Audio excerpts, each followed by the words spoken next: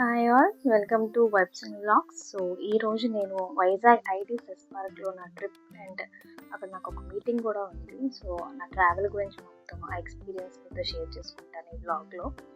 So morning నేను 6 కల్లా start అయ్యానండి. నేను ఉండే ప్లేస్ కొంచెం దూరం అనమాట. సో మార్నింగ్ 6 కల్లా స్టార్ట్ అయిపోయాను.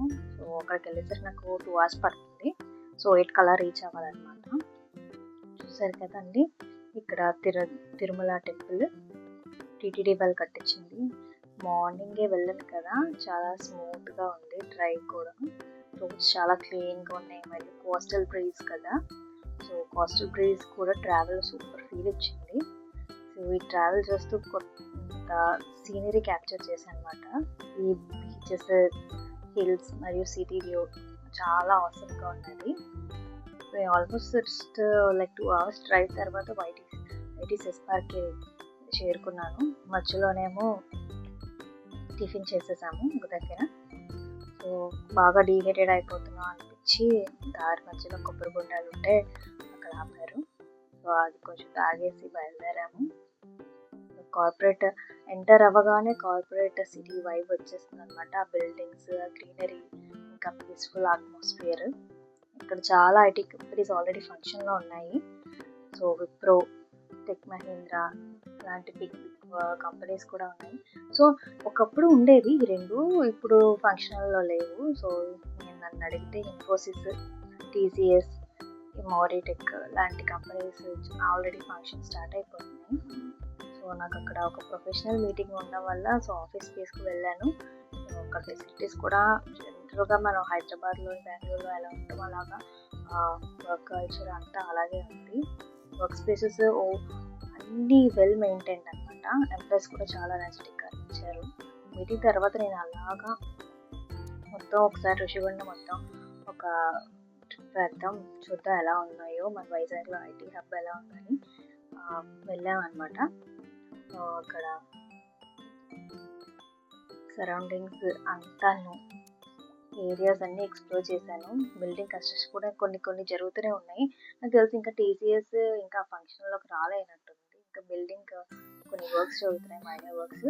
నాకు తెలిసి డిసెంబర్ జనవరికి ఫంక్షన్ స్టార్ట్ అయిపోతుంది. ఇంకా మనకి రాబోయే కాగ్నిజెంట్, యాక్సెంచర్ కూడా ఆల్రెడీ ల్యాండ్ అలొకేట్ చేసినట్టుంది గవర్నమెంట్. చాలా కొంచెం మంచి కంపెనీసే ఉన్నాయి నేను చూసేసరికి. ఇన్ఫినిక్స్ సొల్యూషన్స్ అని, సింటెల్ అని చాలా బాగున్నాయి. ఇవి మంచి కంపెనీసే అని నాకు తెలుసు.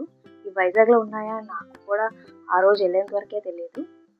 ఫ్యూచర్లో కూడా మన ఐటీ హబ్ చాలా పెద్దది అవ్వాలని, చాలా పెద్దది అవుతుందని కూడా ఫీల్ వచ్చింది నాకు. స్టూడెంట్స్ కానీ, యంగ్ ప్రొఫెషనల్స్ కానీ హైదరాబాద్ వైబ్ లేదు, బెంగళూరు వైబ్ లేదు అనిపించేలాగా ఏం ఉండదు. సో కొంచెం పీస్ఫుల్గా ఉంటుంది అనమాట. నా పర్సనల్ ఒపీనియన్ ఏంటంటే వైజాగ్ ఐటీ సెస్ పార్క్ అనేది ఆంధ్రప్రదేశ్లో ఒక ఐటీకి గ్రోత్గా స్ట్రాంగ్ బేస్ అవుతుంది. ఫ్యూచర్లో మరిన్ని కంపెనీస్ వస్తే జాబ్స్ అండ్ ఆపర్చునిటీస్ కూడా పెరుగుతాయి. ఇక్కడ వర్క్ లైఫ్ బ్యాలెన్స్ కూడా perfect. Morning office, evening beach walk అలాగా అయిపోతుంది అనమాట. సో చూసారు కదా ఈ వీడియోలోని పెద్ద పెద్ద కంపెనీస్ అన్నీ. నేను ఇలాంటి కంపెనీస్ ఇక్కడ ఉన్నాయని కూడా అనిపించింది నాకు. చూసారు కదా ఇక్కడ నుంచి ఎలా కనిపిస్తుందో సీనరీ వ్యూ మొత్తం.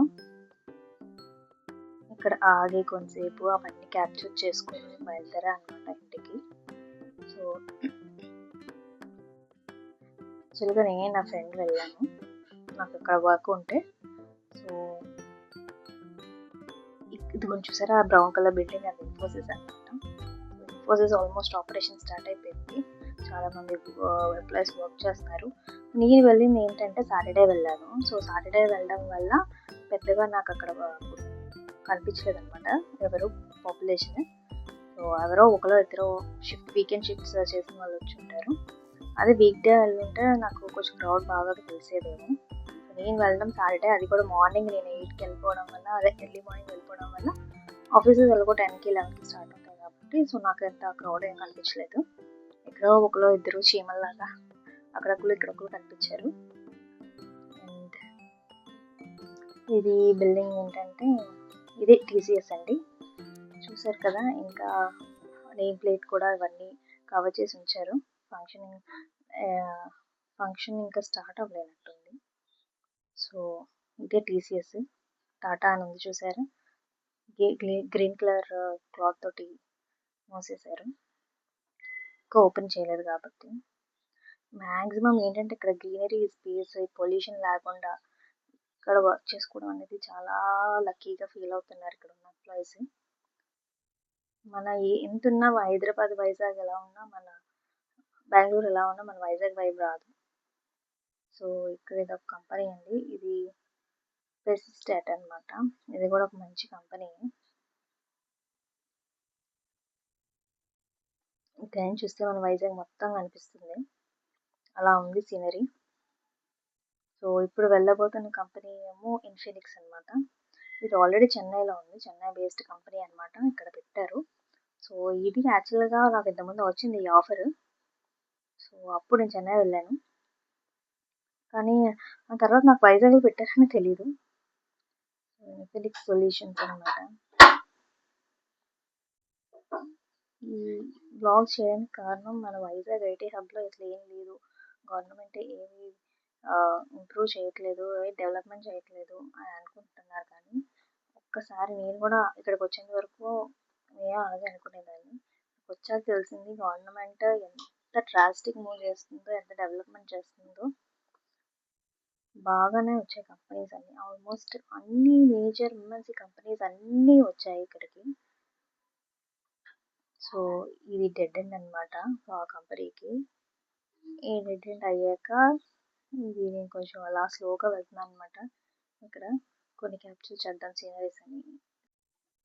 సో ఫ్రెండ్స్, ఇది నా Vizag ITCS park trip experience అనమాట.